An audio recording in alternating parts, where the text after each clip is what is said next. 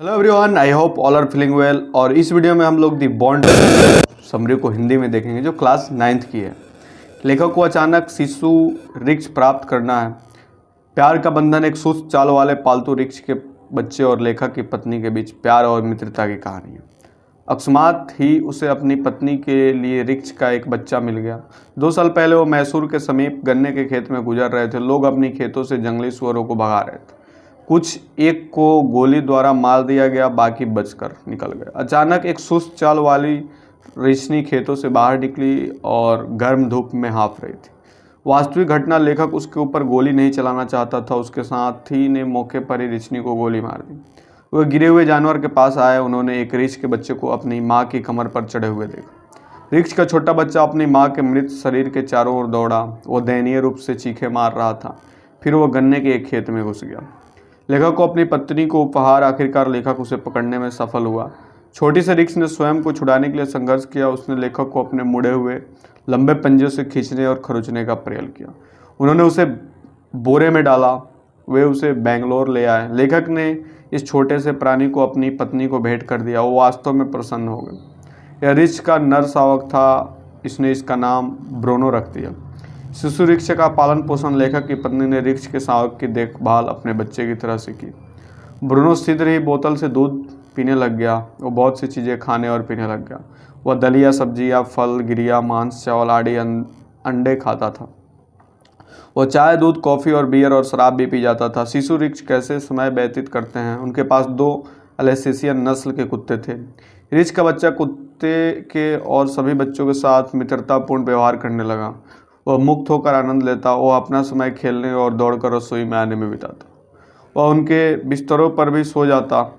एक आश्चर्यजनक घटना, एक दिन उसके साथ एक दुर्घटना घट गई। लेखक ने लाइब्रेरी में वेरियम कार्बोनेट नीचे डाल रखी थी। यह एक प्रकार का जहर था। वह यहाँ चूहों को मारने के लिए डाला था। ब्रूनो लाइब्रेरी में घुसा और कुछ जहर खा गया। वह लकवे के आघात से पीड़ित हो गया।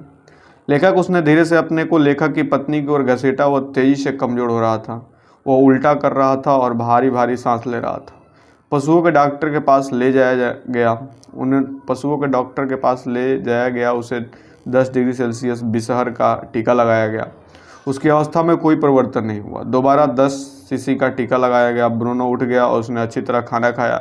एक दूसरी बार वो छोटा रिज इंजन का 1 गैलन पुराना तेल पी गया, लेकिन उसका उस पर कुछ भी बुरा प्रभाव नहीं पड़ा। उसके आनंदमयी करता है महीने बीतते गए। ब्रूनो आकार में बड़ा हो चुका था और दोनों कुत्तों के बराबर ऊंचा हो गया था। वो उनसे बड़ा ही दिखाई पड़ता था। कभी कभी वो शरारती और खिलदंड हो जाता। वह उन सभी लोगों का चहेता था। सबसे अधिक वो लेखक की पत्नी से प्यार करता था। वह भी उससे प्यार करती थी। उसने उसका नाम ब्रूनो से बाबा बदल दिया था। यह रिच का बच्चा कुछ एक कर्तव्य भी कर सकता था। उसके आदेश पर बाबा कुश्ती या बॉक्सिंग कर सकता था। वह एक डंडे को बंदूक की तरह पकड़ सकता था, लेकिन किराएदारों के बच्चों के कारण उसे अधिकतर समय जंजीर से बांध दिया जाता था।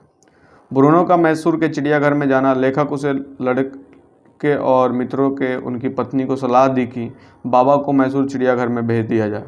वह बहुत बड़ा हो गया था।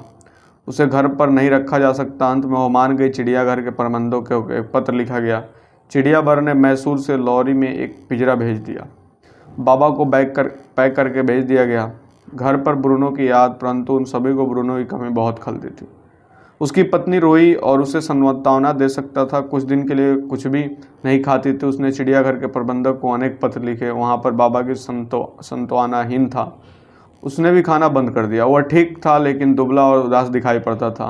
लेखक ने अपनी पत्नी को मैसूर जाने से 3 महीने तक रोके रखा। वो अपनी जिद पर अड़ी रही। आखिरकार वो अपनी पत्नी को ब्रूनो या बाबा के पास ले गया। लेखक की पली की चिड़ियाघर में ब्रूनो से मुलाकात। मित्रों ने अनुमान लगाया था कि ब्रूनो उसे पहचान नहीं पाएगा, लेकिन जिस क्षण बाबा ने उसे देखा वो उसे पहचान गया। वो प्रसन्नता से चीखा। वो दौड़कर उसके पास गई। उसने सलाखों में से उसके दुलार किया। वो प्रसन्नतापूर्वक खड़ा हो गया। वो पिंजड़े को 3 घंटे तक छोड़ती ही नहीं थी। उसने उसके लिए चाय, केक, आइसक्रीम आदि कई चीज़ें दी। आखिरकार समय समाप्त हो गया। अब उन्हें बिछड़ना था। ब्रूनो की घर वापसी। लेखक की पली फूट फूट कर रो रही थी। बाबा भी फूट फूट कर चीख रहा था। कठोर प्रबंधक भी उदास हो गया और उसका दिल पिघल गया। उसने बाबा को वापस भेजने के लिए उसे विनती की। उसने अपनी मजबूरी दिखाई। बाबा अब सरकार की संपत्ति थी। फिर वे सुपरिटेंडेंट के पास गए, उसने आंसू भरी विनती की। सुपरिटेंडेंट एक दयालु हृदय व्यक्ति था, वह मान गया। उसने बाबा को वापस बेंगलोर ले जाने के लिए उन्हें एक पिंजरा भी दिया। बाबा को एक छोटे से पिंजरे में ले जाया गया, उस कार के ऊपर रखा गया। ब्रूनो घर पर बाबा के लिए एक द्वीप बनाया गया था। वो 20 फुट लंबा और 15 फुट चौड़ा था। एक खाई से घेर रही थी, वह 6 फुट चौड़ी और 7 फुट गहरी थी। रात को सोने के लिए बाबा के लिए एक लकड़ी का बक्सा बनाया गया था। उसे गर्म रखने के लिए अंदर फूस रख दिया गया था। कुछ दिनों में बाबा को द्वीप पर आज़ाद कर दिया गया। वो प्रसन्न हो गया। लेखक की पत्नी वहाँ घंटों बैठकर समय बिताती, बाबा उसकी गोद में बैठता। अब बाबा 15 महीनों का हो गया और काफ़ी भारी हो चला था। मनुष्य और जानवरों में प्यार या मानो कि एक रिक्श के बच्चे के साथ प्रेम और मित्रता की कहानी। रिक्श के इस बच्चे में बहुत से मानवीय गुण हैं। इसमें प्यार, भावना, स्नेह और वफादारी विद्यमान है। रिक्श की बारे में यानी कि ये जो क्लास 9th की बुक थी द बॉन्ड ऑफ लव की हिंदी समरी आपको कैसी लगी कमेंट करके बताएंगे। जल्दी मिलते हैं आपसे नेक्स्ट वीडियो में, तब तक के लिए बाय बाय।